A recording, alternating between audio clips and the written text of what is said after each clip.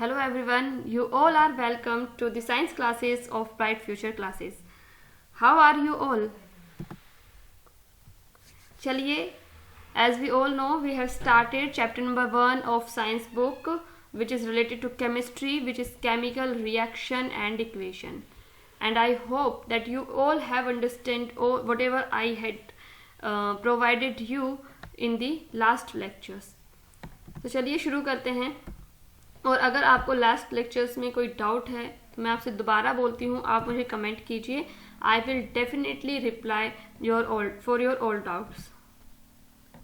सो हमने chemical reaction and equation शुरू कर दी थी आज, और इसके बाद बस एक लास्ट लेक्चर होगा. उसके बाद ये चैप्टर फिनिश है ये, और इसके बाद एक लेक्चर होगा, वो भी 10-15 मिनट का होगा, क्योंकि उसमें सिर्फ आपको कोरोजन और रेसिडिटी के बारे में बताना है. वो लास्ट टॉपिक है इस चैप्टर का. और आज हम पढ़ेंगे ऑक्सीडेशन रिडक्शन रिएक्शंस को, और रेडॉक्स रिएक्शन के बारे में भी जानेंगे. हमने जाना था कि कैसे केमिकल रिएक्शंस होती हैं, कौन कौन से प्रोसीजर्स होते हैं जिससे हम डिटरमाइन कर सकते हैं कि ये केमिकल रिएक्शन हुई है या नहीं हुई. हम कैसे इसे इक्वेशन फॉर्म में कैसे लिखेंगे, हम कैसे वर्ड इक्वेशन बनाते हैं, कैसे हम उसे मॉलिक्यूलर फॉर्मूलाज को यूज़ लेके लिखते हैं, रिएक्टेंट्स क्या होते हैं, प्रोडक्ट क्या होता है, ये सब हमने अच्छे से जान लिया है. साथ ही साथ हमने बैलेंस करना सीखा केमिकल रिएक्शंस को, और मैंने बताया कि बैलेंस जो है, जो केमिकल रिएक्शन को बैलेंस करने के पीछे जो रीज़न है वो है law of conservation of mass, जो कहता है कि मास can not be destroyed in a chemical reaction, cannot be destroyed, neither be created nor be destroyed in a chemical reaction. तो इसके बाद हमने देखा कि हमें कौन कौन से स्टेप्स हैं जो हमें फॉलो करने होते हैं, कैसे हम पहचानते हैं कि ये इक्वेशन बैलेंस है या नहीं. अगर ये बैलेंस नहीं है, so these are the major 4 states which we need to follow while balancing the chemical reaction. फिर हमने कुछ इंपॉर्टेंट क्वेश्चंस जो आपके बुक में दिए हुए थे एनसीईआरटी में, वो हमने करे. उसके बाद हमने देखा कि टाइप्स ऑफ रिएक्शन शुरू करी. हमने उस टाइप ऑफ रिएक्शन में भी हमने केमिकल कॉम्बिनेशन रिएक्शन देखा. हमने कॉम्बिनेशन रिएक्शन के अंदर ही एक्सोथर्मिक रिएक्शन को भी देखा. उसके बाद हमने डीकम्पोजिशन रिएक्शन देखी, डीकम्पोजिशन रिएक्शन, और डीकम्पोजिशन रिएक्शन में ही हमने एंडोथर्मिक रिएक्शन क्या होती है उसे भी समझा था. हमने टाइप्स ऑफ डिकम्पोजिशन रिएक्शन देखे, thermal decomposition, photolysis and electrolysis. Again फिर हमने क्वेश्चंस करे जो आपकी बुक में दिए हुए थे. फिर हमने डिस्प्लेसमेंट रिएक्शन देखी, डबल डिस्प्लेसमेंट रिएक्शन देखी. ये सारी चीज़ें हम देख चुके हैं. और आज जो इम्पॉर्टेंट रिएक्शन बची हुई है, ये लास्ट रिएक्शन है, ऑक्सीडेशन एंड रिडक्शन रिएक्शन. साथ ही साथ हम देखेंगे ऑक्सीडेशन रिडक्शन रिएक्शन क्या होती है, और which we also called redox reaction. Alright, ये बहुत ही इंटरेस्टिंग टॉपिक है. जैसे कि पहले की रिएक्शंस में भी हम नाम से समझ जाते थे कि इस रिएक्शन में क्या हो सकता है, वैसे ही यहाँ पर भी जैसे ही मैं आपको बताऊंगी कि ऑक्सीडेशन का मतलब क्या है, रिडक्शन का मतलब क्या है, तो आपको कोई कन्फ्यूजन नहीं होगी और इजीली समझ में आ जाएगा कि ऑक्सीडेशन क्या होता है, रिडक्शन क्या होता है, रेडॉक्स क्या होता है. चलिए समझते हैं. सबसे पहले हम ऑक्सीडेशन को ही समझते हैं, और सबसे पहले हम ऑक्सीडाइज वर्ड का मतलब समझते हैं और रिड्यूस्ड वर्ड का मतलब समझते हैं कि इन दोनों वर्ड्स का मतलब है क्या. If a substance gain oxygen during a reaction it is said to be oxidize. अगर कोई सब्सटेंस ऑक्सीजन गेन करता है रिएक्शन के दौरान, तो हम उसे कहेंगे कि वो ऑक्सीडाइज्ड हो गया है, वो एक ऑक्सीडाइज्ड सब्सटेंस है, क्योंकि उसने ऑक्सीजन को गेन कर लिया है. ठीक है. अगर कोई भी सब्सटेंस रिएक्शन के दौरान, अब वो सब्सटेंस ये तो पता ही है कि वो रिएक्टेंट्स होंगे, क्योंकि जो भी रिएक्शन के अंदर को जाते हैं वो रिएक्टेंट्स कहलाते हैं, और उन रिएक्टेंट्स के बाद जो हमें प्रोडक्ट मिलता है उसे हमने प्रोडक्ट बोला था. सो रिएक्टेंट्स एंड प्रोडक्ट. तो वो सब्सटेंस जो ऑक्सीजन को गेन कर लेता है उसे ऑक्सीडाइज कहते हैं, और वो सब्सटेंस जो ऑक्सीजन को लूज कर देता है उसे हम रिड्यूस्ड रिएक्शन कहते हैं. इस स्लाइड में मैंने इक्वेशंस नहीं ली हैं ज़्यादा, क्योंकि आपके बुक में लिखी हुई हैं. अगर आप अभी इस वीडियो को सुन रहे हैं तो अपनी एनसीईआरटी को खोल के बैठें, जिससे कि आप एक एक रिएक्शन को भी देखते चलें. अभी मैं आपको समझाने के लिए यहाँ पर बता सकती हूँ कि कैसे ऑक्सीडाइज हुआ है और कैसे रिड्यूस हुआ है. चलिए समझते हैं. जैसे अगर हम देखें कि कार्बन है, इन इट्स सॉलिड स्टेट, हमें इसकी फिजिकल स्टेट याद होनी चाहिए और हमें लिख देना चाहिए अगर याद है तो। कार्बन अपने सॉलिड स्टेट में है, ऑक्सीजन है, ऑक्सीजन अपने गैसियस फॉर्म में है, गैसियस स्टेट में है। When they both react with each other we know what will form CO2 which is nothing but carbon dioxide gas. All right, so in this reaction we can see that carbon is gaining oxygen. Carbon is gaining oxygen. That's why this substance is a oxidized substance. This carbon is oxidized substance. Why? Because it is gaining oxygen. This is considered as oxidation. यहाँ पर oxidation हुआ है क्योंकि oxygen attach हुई है किसी substance से। जब ऑक्सीजन अटैच होती हो, जब ऑक्सीजन गेन होती हो और हाइड्रोजन लूज होती हो, उसी कंडीशन को, उसी रिएक्शन को हम ऑक्सीडेशन रिएक्शन कहते हैं। मैं दोबारा रिपीट करती हूँ, अगर किसी रिएक्शन में कोई सब्सटेंस ऑक्सीजन को गेन कर रहा हो या हाइड्रोजन को लूज कर रहा हो, उसे हम ऑक्सीडेशन रिएक्शन बोलते हैं। इसी का उल्टा होता है रिडक्शन रिएक्शन में। रिड्यूस्ड किसे बोलेंगे हम? जब कोई सब्सटेंस ऑक्सीजन को लूज कर देता है उसे हम बोलते हैं रिड्यूस्ड, यानी कि रिडक्शन रिएक्शन। रिडक्शन रिएक्शन का एग्जाम्पल हम समझते हैं, जैसा कि मैंने आपको बताया कि इसमें क्या होगा, इसमें ऑक्सीजन जो होगी वो रिड्यूस मतलब जो ऑक्सीजन होगी वो दूर हो जाएगी, ऑक्सीजन रिलीज हो जाएगी, तो आप देखेंगे उसे ही हम बोलेंगे रिड्यूस्ड रिएक्शन।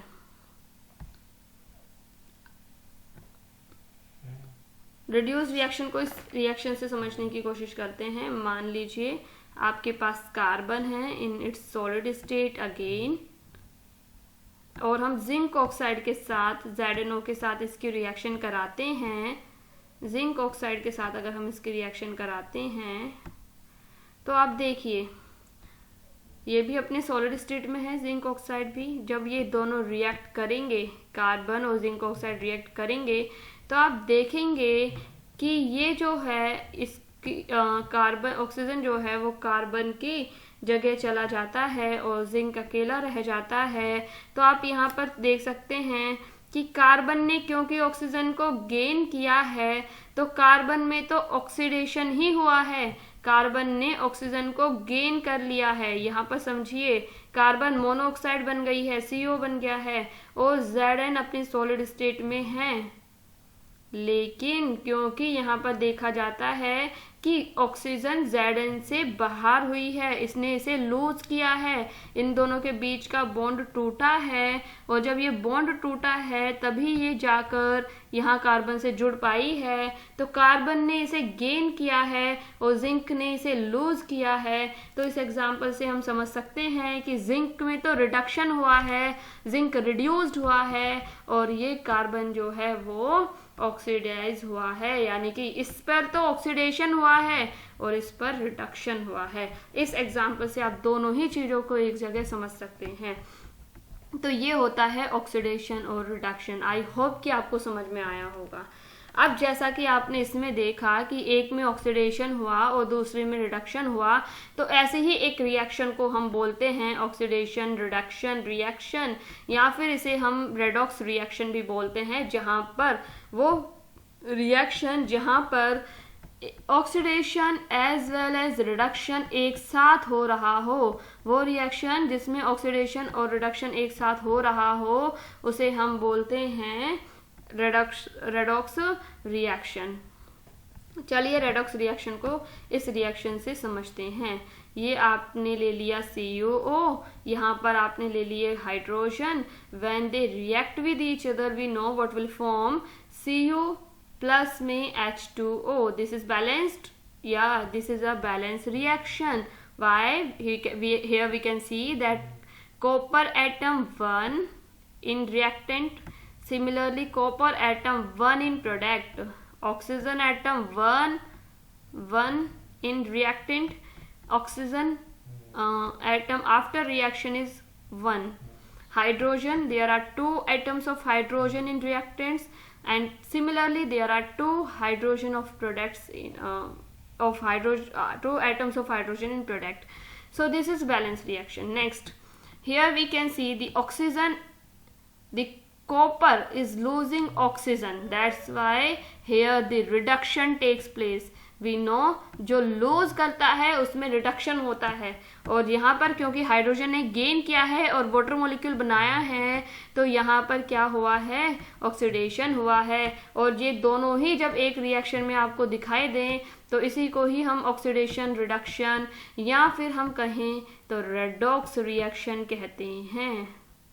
इसी को ही हम रेडॉक्स रिएक्शन कहते हैं। आई होप कि ये आपको अब अच्छे से समझ में आ गया होगा। अगर इसके बाद भी कोई डाउट है तो आप मुझसे कमेंट सेक्शन में पूछ सकते हैं। चलिए, अब आपने ये तो देखा कि ऑक्सीडेशन क्या होता है, रिडक्शन क्या होता है, आपके एनसीईआरटी के बेसिस पर ये काफ़ी है। लेकिन हम ऑक्सीडाइजिंग एजेंट को भी समझ लेते हैं, हम इसे और डिटेल में अच्छे से समझ लेते हैं, जिससे कि जो लोग 11th में जाकर साइंस लेंगे, जब केमिस्ट्री पढ़ेंगे तो उन्हें इस चीज़ को समझने में ऐसा पहली बार ना लगे कि ऑक्सीडेशन तो वो पहली बार ही पढ़ रहे हैं। हम थोड़ा इसे डिटेल में पढ़ लेते हैं जिससे कि वो लोग भी आगे जब अपने साइंस की पढ़ाई करें तो उन्हें ईजिली ये चीज़ें समझ में आए, कोई चीज़ नई ना लगे। सबसे पहले हम समझते हैं ऑक्सीडाइजिंग एजेंट क्या होता है, फिर हम समझेंगे कि रिड्यूसिंग एजेंट क्या होते हैं। चलिए, ऑक्सीडाइजिंग एजेंट की अगर हम बात करें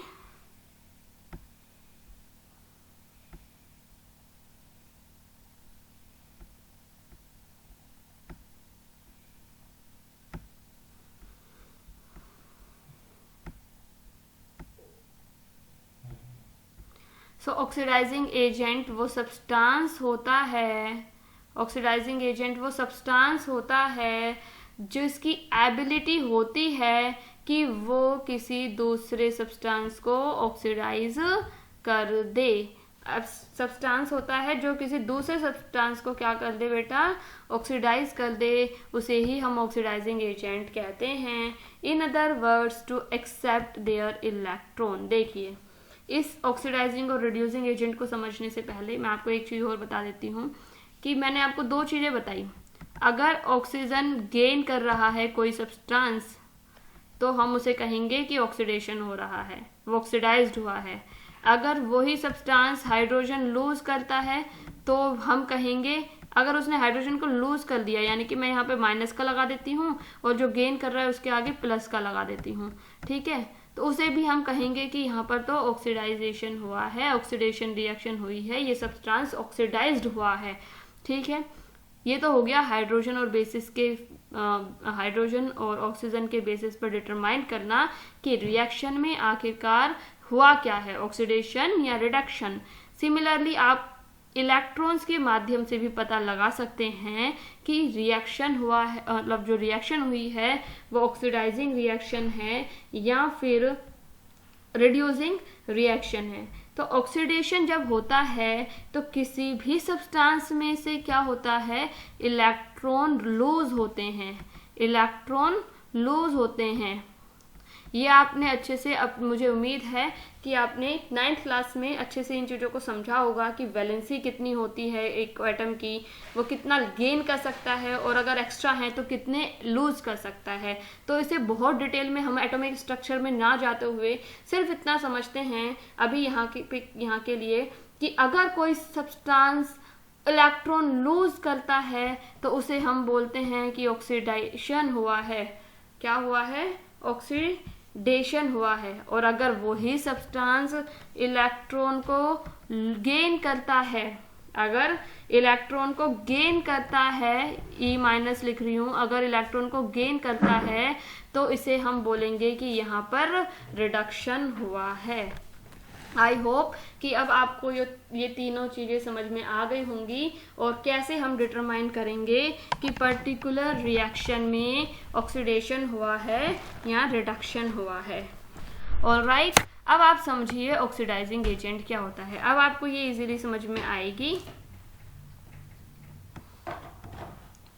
ऑक्सीडाइजिंग एजेंट की बात कर रहे हैं। ऑक्सीडाइजिंग एजेंट वो सब्सटेंस होता है जो खुद तो रिड्यूस हो जाएगा लेकिन अपने सामने वाले को, अपने जो अदर सब्सटेंस है, जो अदर रिएक्टेंट है, उसको ऑक्सीडाइज कर देता है। तो यही इस ऑक्सीडाइजिंग एजेंट की महानता है कि ये खुद तो रिड्यूस होता है और दूसरे सब्सटेंस को क्या कर देता है, ऑक्सीडाइज कर देता है। ऐसे ही एजेंट्स को केमिस्ट्री में ऑक्सीडाइजिंग एजेंट कहा जाता है। आई होप समझ में आया होगा। ऑक्सीडाइजिंग का मतलब है, इन अदर वर्ड्स, आप दूसरे शब्दों में समझ सकते हैं, टू एक्सेप्ट देयर इलेक्ट्रॉन्स। देखिए मैंने बताया, जो खुद एक्सेप्ट कर रहा है इलेक्ट्रॉन को, मतलब वो रिड्यूस हो रहा है, यानी कि खुद तो रिड्यूस हो रहा है। और मान लो अगर हम समझें इलेक्ट्रॉन के रेफरेंस में, तो कोई एक रिएक्टेंट है X, कोई एक रिएक्टेंट है Y, और इन दोनों के बीच में हो रही है ऑक्सीडेशन रिडक्शन रिएक्शन। आप देखेंगे कि इसके पास कैपेबिलिटी है कि ये इलेक्ट्रॉन लूज कर सके। मान लीजिए इसने अपना एक इलेक्ट्रॉन लूज कर दिया और इसके पास ये कैपेबिलिटी है कि इसके पास इतनी वैलेंसी है कि ये सामने वाले का एक इलेक्ट्रॉन गेन कर सके X, और इसने इसका एक इलेक्ट्रॉन ले लिया। तो जब एक इलेक्ट्रॉन, यानी कि ये जो इलेक्ट्रॉन इसने लूज किया है और ये जब इसके पास जाता है, तो ये क्या कर रहा है, X खुद तो रिड्यूस हो रहा है, क्योंकि वो सब्सटेंस जो इलेक्ट्रॉन को गेन कर लेते हैं उन्हें हम कहते हैं कि ये रिड्यूस हुआ है, यानी कि इनमें रिडक्शन हुई है।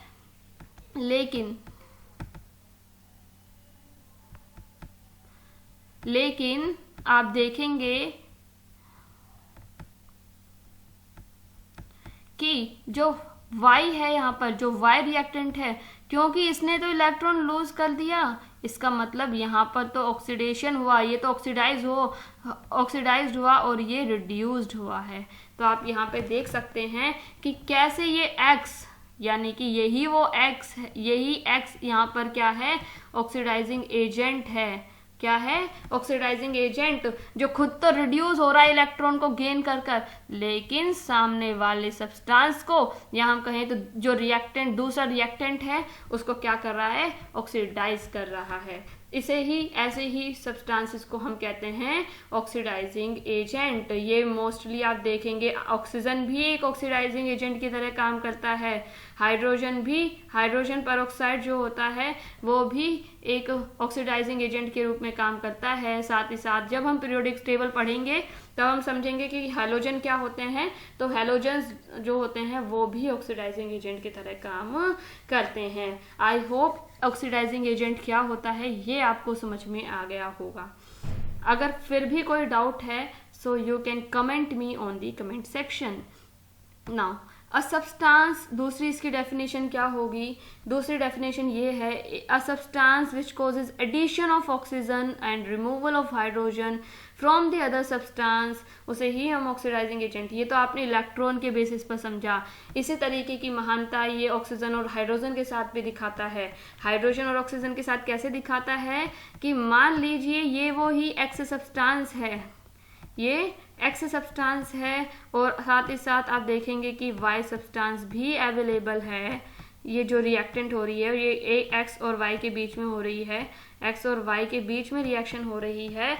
तो आप देखेंगे कि अगर ये ऑक्सीजन को, अगर ये अपने पास, इसके पास कोई ऑक्सीजन का सब्सटेंस है, तो ये क्या करेगा, मान लीजिए अभी के लिए कि यहाँ पर इसके पास ऑक्सीजन थी, तो अगर ये ऑक्सीजन को लूज कर देता है, अगर ये इसके बॉन्ड टूट जाते हैं ऑक्सीजन के साथ, और ये बॉन्ड ऑक्सीजन जो है वो वाई के साथ जाके जुड़ जाती है, तो आप देखते हैं कि यहाँ पर क्या हुआ है, खुद तो ये रिड्यूस हुआ है क्योंकि ऑक्सीजन लूज करी है, और वाई पर क्योंकि ऑक्सीजन जुड़ गई है तो वाई ऑक्सीडाइज हो गया है। तो यही इस एक्स की महानता है कि ये ऑक्सीजन, खुद के पास अगर ऑक्सीजन है तो उसे लूज कर देता है और दूसरे रिएक्टेंट को क्या कर देता है, ऑक्सीडाइज कर देता है। यानी कि एक ऐसा सब्सटेंस, एक ऐसा रिएक्टेंट जो दूसरे के लिए अपने आप को रिड्यूस कर दे, दूसरे को ऑक्सीडाइज करने के लिए अपने आप को रिड्यूस कर दे, उसे ही हम ऑक्सीडाइजिंग एजेंट कहते हैं। सिमिलरली अगर इसके पास,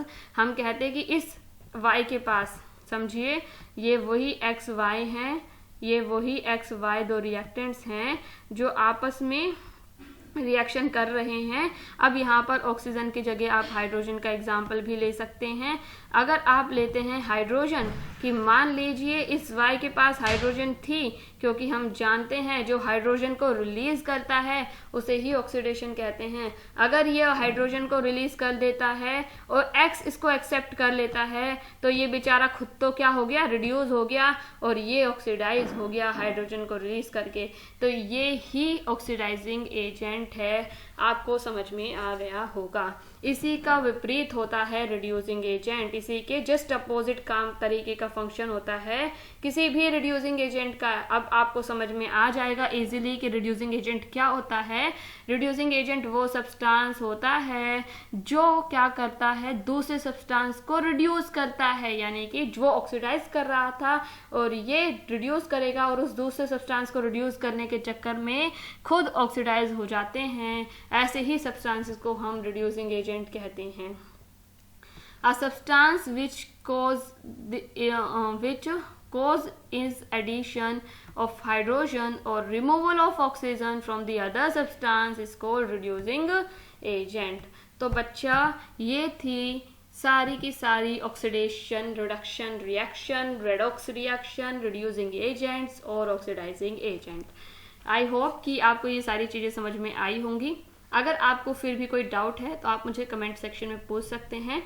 अब हमारे पास इस चैप्टर में सिर्फ लास्ट 2 चीज़ें बची हैं, कोरोजन और रेंसिडिटी, जिसे हम हमारी नेक्स्ट क्लासेस में फिनिश कर लेंगे। और उसके बाद अभी क्योंकि कल और परसों की छुट्टी है 2 दिन की, कल आपको वो वीडियो मिल सकती है, कल या परसों में से किसी भी दिन, तो आपका पूरा चैप्टर फिनिश है। ये पीपीटी जैसे ही वो वीडियो डल जाएगी उसके तुरंत बाद ही हमारे टेलीग्राम चैनल पर ये सारी पीपीटी डल जाएंगी। अगर आपको एक्स्ट्रा बुक में से पढ़ने में कोई प्रॉब्लम आ रही हो तो यहाँ पर आपको सारी चीज़ों की डेफिनेशन आपको इस पीपीटी में अवेलेबल है। सारे के सारे पॉइंट टू पॉइंट नोट्स आपको अवेलेबल हैं। नोट्स बनाने की आपको कोई ज़रूरत नहीं है। आप सिर्फ इस पीपीटी को हमारे टेलीग्राम चैनल से डाउनलोड कीजिए और इसकी एक बार अच्छे से रीडिंग लगा लीजिए, क्योंकि जब ये चैप्टर फिनिश हो जाएगा यानी कि कल, तो जब होली के बाद जो नेक्स्ट क्लास होगी, जो नेक्स्ट लेक्चर होगा, उसमें हम इसके क्वेश्चंस करेंगे। अगर आपने ये सारे लेक्चर अच्छे से ले लिए हैं, ये पीपीटी अच्छे से पढ़ लेंगे, तो आपको उन क्वेश्चंस के आंसर करने में कोई दिक्कत नहीं आने वाली है। और जब वो क्वेश्चंस हो जाएंगे तो फिर मैं आपको 10 प्रीवियस ईयर्स के क्वेश्चंस दूंगी जिन्हें आप अपने हिसाब से सॉल्व कीजिएगा। Thank you.